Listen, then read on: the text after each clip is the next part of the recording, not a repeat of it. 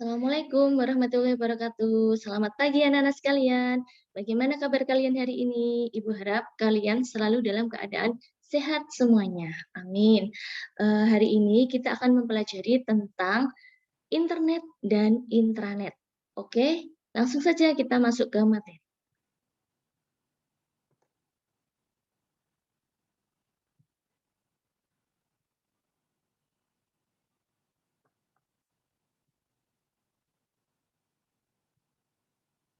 Internet dan intranet. Tujuan pembelajaran kita pada pagi hari ini adalah agar siswa dapat mengetahui pengertian internet dan intranet. Yang kedua adalah agar siswa dapat menjelaskan kegunaan internet dalam kehidupan sehari-hari.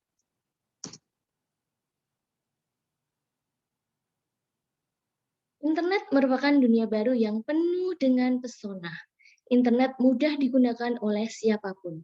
Hampir semua orang menggunakan internet. Orang-orang menggunakan internet untuk mengirimkan surat elektronik atau email, mencari informasi, mencari lowongan kerja, dan bahkan untuk mencari hiburan. Jadi, apa itu internet? Apa saja kegunaan internet? Pengertian internet. Internet adalah sistem jaringan kerja yang menghubungkan jutaan komputer di seluruh dunia. Oke, bisa kita lihat gambar di sebelah kanan kita ya. Di sini ada dunia, di mana dunia itu akan terhubung dengan internet yang menghubungkan antara satu komputer dengan berbagai macam komputer atau banyak sekali komputer di seluruh dunia. Sistem jaringan kerja yang menghubungkan jutaan komputer di seluruh dunia ini disebut dengan internet. Oke, pada dasarnya internet adalah kumpulan dua komputer atau lebih di seluruh dunia yang saling berhubungan membentuk jaringan komputer. Jadi internet bisa diibaratkan seperti jaring laba-laba yang terdiri dari titik-titik atau not yang saling berhubungan. Sambil kita bayangkan ya, kalau jaring laba-laba itu kan biasanya ada satu titik nanti bertemu dengan titik yang lain akan saling terhubung kemudian membentuk suatu jaring karena menghubungkan banyak sekali titik-titik dalam satu node. Nah, itu bisa kita persepsikan atau eh, kita persepsikan seperti internet ya, yang saling menghubungkan antara dua komputer atau lebih di seluruh dunia.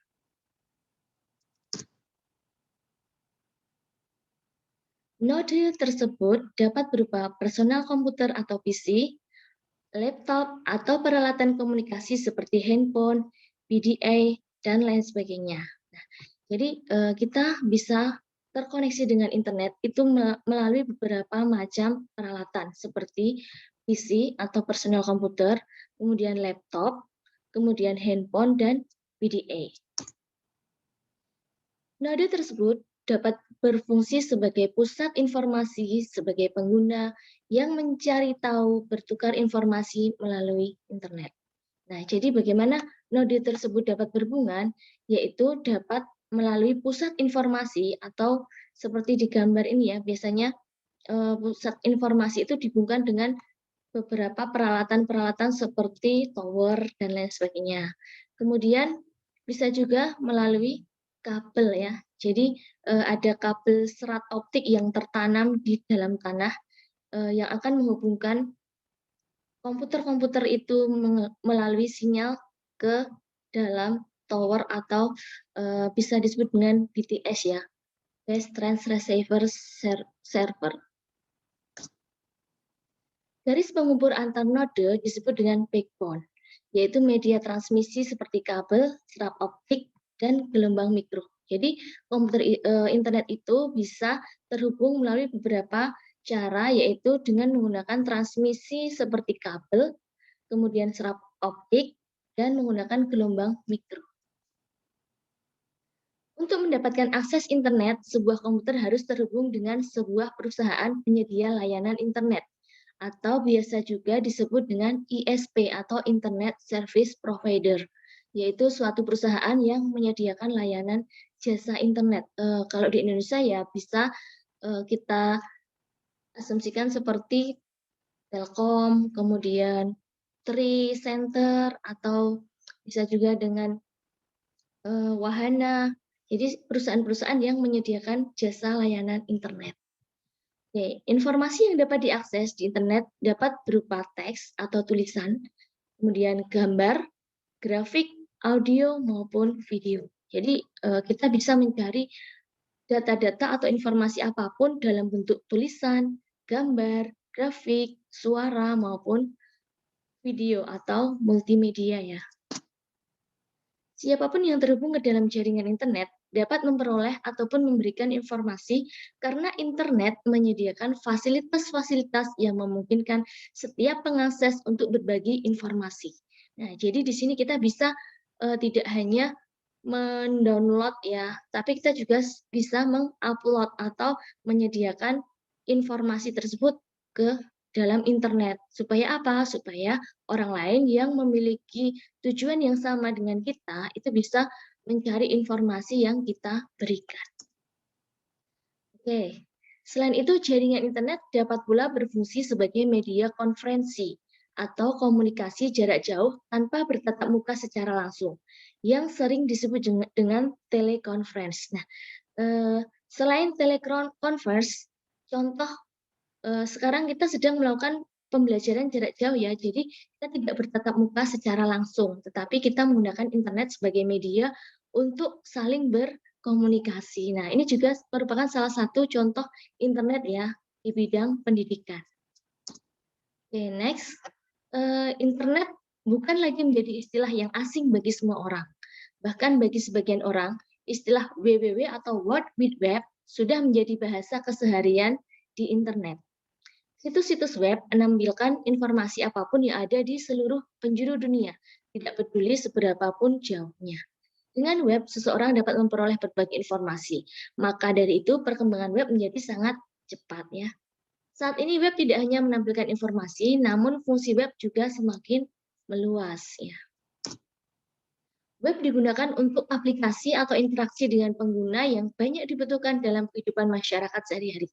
Nah, di bidang pendidikan, penggunaan internet ini biasa disebut dengan e-learning ya, e-learning atau pembelajaran dengan menggunakan internet. Contohnya adalah PJJ atau pembelajaran jarak jauh ya. Nah, ini biasanya menggunakan internet untuk berkomunikasi antara guru dengan siswa, yaitu bisa menggunakan Zoom atau mungkin menggunakan Google Classroom atau mungkin bisa juga menggunakan YouTube sebagai media. Nah, di bidang pendidikan ini disebut dengan e-learning. Kemudian di bidang pemerintahan, ini internet yang digunakan untuk bidang pemerintahan disebut dengan e-government. Contoh misalnya kita sebagai warga negara bisa mengakses situs-situs publik milik pemerintah. Nah, sedangkan di bidang komersil disebut dengan e-commerce. Nah, apa sih itu bidang komersil? Bidang komersil itu yaitu suatu bidang yang menggunakan internet untuk mencari keuntungan atau mencari uang ya. Contohnya misalnya kalian menggunakan internet untuk jual beli. Nah, itu bisa juga termasuk dalam kategori e-commerce ya. Contoh misalnya PT Shopee gitu ya, Shopee atau Lazada. Nah, itu kan dia promosi atau penjualan barang di internet. Nah, itu tujuannya adalah apa? Tujuannya adalah untuk mencari laba atau mencari keuntungan ya, dengan mengkomersilkan internet sebagai medianya. Oke, kemudian di bidang perbankan disebut dengan e-banking. Nah, sangat bermanfaat sekali ya. Untuk e-banking ini kita tidak perlu antri repot-repot ke bank, terus ambil nomor antrian. Kalau kita mau transfer ke bank harus antri. Dengan adanya internet, kita bisa menggunakan e-banking atau mobile banking ya biasanya untuk transfer atau untuk belanja online, membayar transaksi penjualan, pembelian dan lain sebagainya. Jadi kita tidak perlu lagi harus antri ke bank. Nah, ini merupakan manfaat dari internet ya dalam kehidupan masyarakat, dalam kehidupan sehari-hari. Oke, next lanjut. Kemudian pengertian intranet. Apa itu intranet? perbedaannya dengan internet itu apa ya? Nah, intranet merupakan jaringan komputer yang penggunaannya terbatas pada suatu organisasi atau perusahaan. Intranet adalah jaringan komputer yang menggunakan TCP atau IP sebagai protokol dalam lingkup area lokal yang terbatas. Contoh intranet adalah jaringan lokal di sekolah, perusahaan, organisasi, dan universitas. Nah, jadi bedanya dengan internet itu apa? Kalau internet itu menghubungkan seluruh dunia ya, jadi bisa diakses oleh semua orang di seluruh dunia. Tapi kalau intranet itu adalah jaringan yang hanya bisa diakses di satu area lokal saja, misalnya di sekolah. Jadi di sekolah itu ada suatu aplikasi atau jaringan yang hanya bisa diakses oleh guru, oleh siswa maupun oleh tenaga pendidik yang ada di sekolah tersebut. Contoh misalnya di sekolah kita memiliki jaringan aplikasi yang menampilkan semua data-data siswa mulai dari siswanya siapa saja, kemudian data wali, kemudian data nilai anak tersebut. Nah, data-data tersebut hanya bisa diakses oleh semua anggota dari sekolah tersebut. Jadi, selain sekolah tersebut tidak bisa mengakses data itu. Nah, ini yang disebut dengan jaringan intranet. Jadi, jaringan intranet itu hak aksesnya adalah terbatas. Jadi, tidak semua orang di seluruh dunia itu bisa mengakses jaringan intranet. Hanya area lokal saja yang dapat mengakses intranet, oke. Contohnya, tadi ada di sekolah, kemudian di suatu perusahaan, kemudian organisasi, atau di suatu universitas. Oke, next, lanjut ya. Perbedaan internet dan intranet. Nah, apa sih perbedaan internet dan intranet itu? Nah, internet adalah jaringan luas, bisa diakses di seluruh dunia. Sedangkan intranet, jaringannya hanya terbatas dan tidak bisa diakses oleh seluruh dunia ya. Jadi hanya area lokal saja. Nah, internet yang kedua adalah perkembangannya sangat cepat sekali. Jadi, internet itu berkembangnya sangat cepat dan hampir semua orang itu bisa mengembangkan internet ya. Sedangkan untuk intranet ini karena hanya jaringan lokal, jadi, perkembangannya sangat lambat ya, tidak secepat internet. Ya, selanjutnya internet bisa digunakan oleh siapa saja, kapan saja, dan dimanapun kita berada. Jadi bisa moving kemana-mana itu asalkan kita masih dalam sinyal atau jaringan internet, kita masih bisa mengakses internet. Tetapi kalau intranet bagaimana?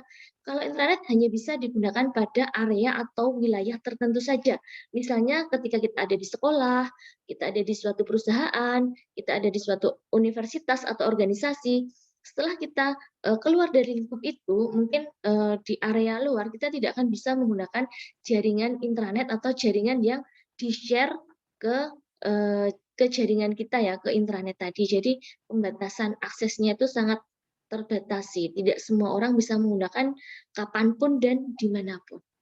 Ya, kemudian internet berisi hampir seluruh jenis file, maaf ini salah ketik ya, file dan konten. Jadi kamu bisa mencari file apapun yang ada di internet, baik itu file berupa file pendidikan, file pengetahuan, file konten-konten lucu atau konten bermanfaat, konten apapun kamu bisa mencarinya di internet. Sedangkan di internet ini hanya berisi file-file dan konten tertentu. Jadi file-file dan konten itu tidak semuanya ada di intranet ya. Jadi hanya file misalnya file data siswa atau data orang tua atau wali atau data guru, data nilai hanya sebatas file-file tertentu yang di-share oleh perusahaan atau oleh sekolah atau suatu instansi ya, yang berkepentingan untuk menyimpan dan mengupload atau share data-data tersebut supaya bisa berbagi dengan orang lain dalam satu kapasitas atau satu apa ya, area atau satu kepentingan gitu ya. Oke, sampai di sini semoga kalian mengerti dan memahami apa itu perbedaan internet dan intranet. Oke, Ibu akhiri, kalau ada pertanyaan silahkan kalian hubungi Ibu lewat WA ya. Nanti setelah ini silahkan kalian kerjakan tugas yang sudah Ibu berikan lewat Google Class. Oke, saya akhiri. Wassalamualaikum warahmatullahi wabarakatuh. See you.